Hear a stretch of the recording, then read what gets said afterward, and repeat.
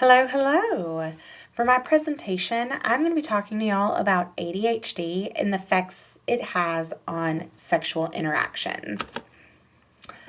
So, as we move through the presentation, you will see this agenda pop up to let you guys know where we're at and what new topic we will be shifting to.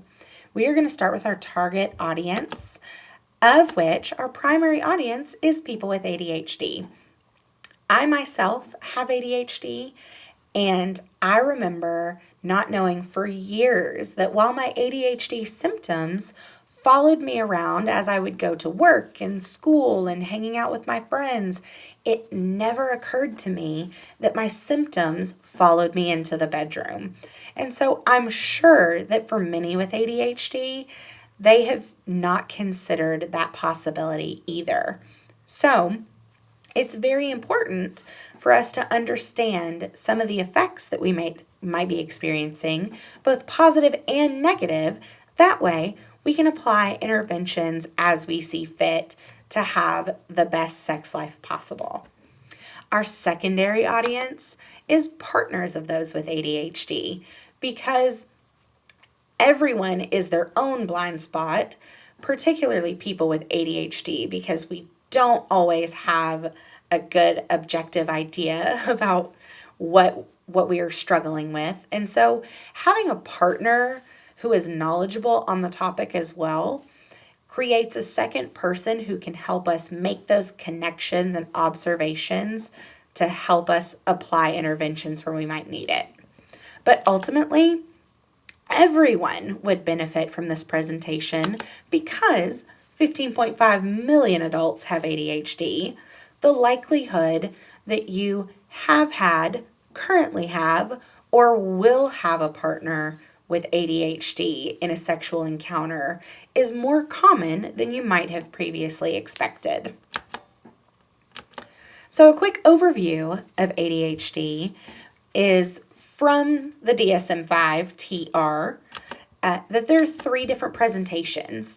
There is an inattentive presentation, a hyperactive presentation, and a combined presentation, which basically just means that we're going to take some of the symptomology of inattentive type, some of the symptomology of hyperactive type, and put them together. The inattentive type are those folks that might make careless mistakes, have difficulty sustaining their attention for long periods of time. Some people might feel like they are not listening when they're being spoken to directly. They might not follow through on things or fail to finish something once they've started it. They experience difficulty in organization. They might lose super necessary things like your phone, your wallet, your keys, things that you might need for work or for school. It is also pretty common for them to be easily distracted by external stimuli, as well as forgetting to do things like running an errand or returning a phone call, paying your bills on time, or keeping an appointment that you've made.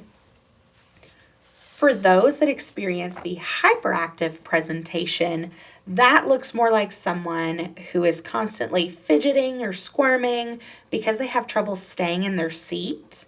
They are struggling to engage in a leisurely activity that might be quiet or require less movement.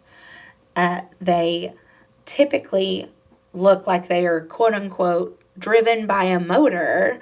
That might be something that y'all have heard once or twice about them.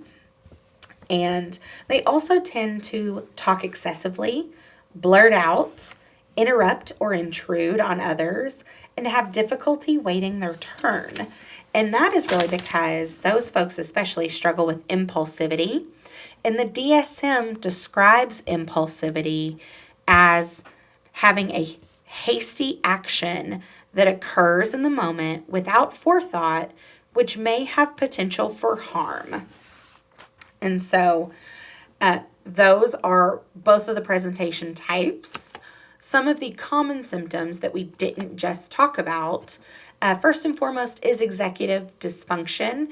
I provided this really awesome graphic that I love to show people when I discuss ADHD because people typically use the term executive dysfunction, but can't really go into detail about what it describes. And it's actually 8 pieces that make up the dysfunction. And so, if you would like to pause and reference, feel free. Also, people with ADHD, just like individuals with autism or other versions of neurodivergence, may experience sensory issues.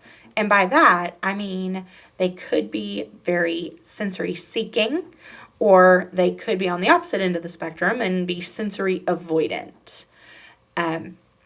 We have talked about the impulsivity piece, but there are other comorbidities or co-occurring disorders that individuals with ADHD may also have. Some of those neurodevelopmental disorders might be autism, learning or intellectual disabilities, language disorders. Some other issues that people with ADHD may have are sleep disturbances, anxiety, depression, OCD, and also, unfortunately, people with ADHD are more likely to abuse substances. This is a really great graphic that I got from Effective You, which, funny enough, is connected to the University of Minnesota. But this graphic does a really great job of showing the symptomology of each types and what they share together. So once again, if you guys want to pause and give this a once over, feel free. What I wanted to point out was that the hyperactive presentation is diagnosed in early childhood because it's the more external of the two. And the inattentive type is more common among adults and females because it is the more internalizing presentation. So they catch the hyperactive quicker because it typically is causing more problems for people around them. Okay, now on to the effects in the bedroom, what we are all here for. We are going to start with the more negative effects and then shift over to the positive, starting with distraction. This illustration that I have provided on this same slide, I think does a really great job of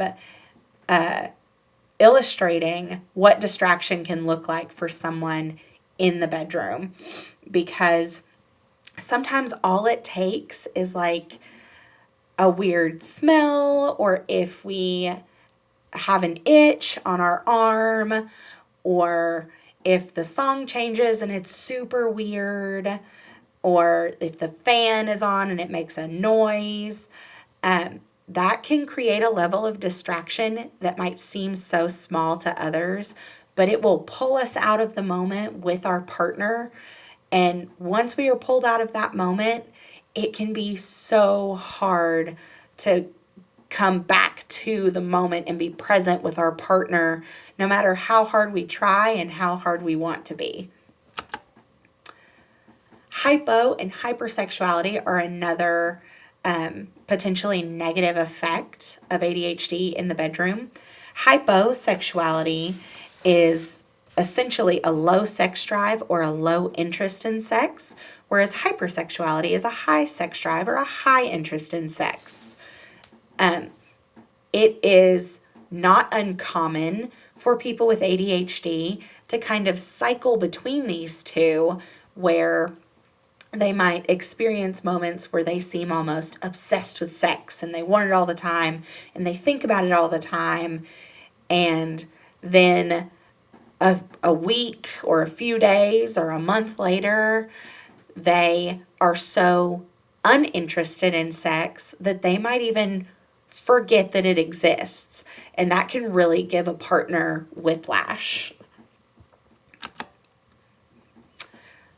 Impulsivity and risk-taking. sort of go hand in hand here because the impulsivity means that we are making choices and acting on things that we haven't really thought through. So, some of that more risk taking behavior associated with ADHD and impulsivity are that people with ADHD are more likely to have sexual encounters with strangers or have multiple partners. They are less likely to remember to use contraceptives like a condom, and they are more likely to mix sex with drugs and alcohol either before or during the encounter.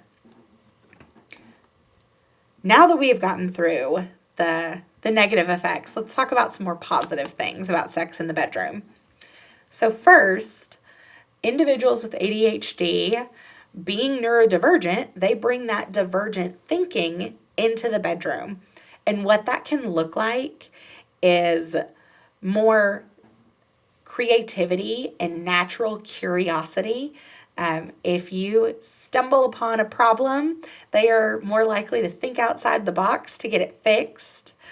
And another thing is hyperfocus, which is sort of the polar opposite of distraction, where they are so tuned in and focused on sex that is the only thing that is on their mind, is providing as much pleasure as possible and pleasing their partner, and which, who isn't interested in that?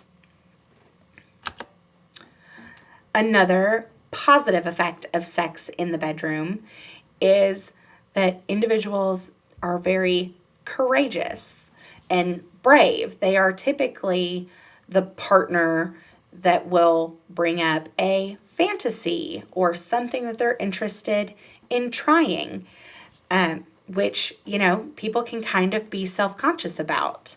But also, they are more likely to take it from the talking about it phase to actually willing to try it out.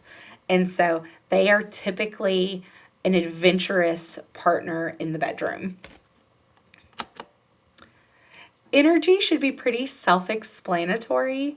If you have a partner with a more hyperactive presentation of ADHD and they have trouble sitting still outside of the bedroom, then it only makes sense that they could bring all of that energy into the bedroom, which some people really appreciate. And the last positive effect we are going to talk about is the humanity and resilience that people with ADHD have. People with ADHD tend to have a high emotional intelligence. And so they also bring their high levels of self-acceptance into the bedroom as well. And pairing that high emotional intelligence with the self-acceptance really creates a partner who is in tune with the emotion of not only themselves, but their partners. They understand the sensitivity of the act of sex. Sex is naturally a more emotional, sensitive topic. And they also bring their sense of humor into the bedroom as well. And there are typically, every once in a while, some awkward things that inevitably happen in the bedroom and where that might make someone more embarrassed or uncomfortable.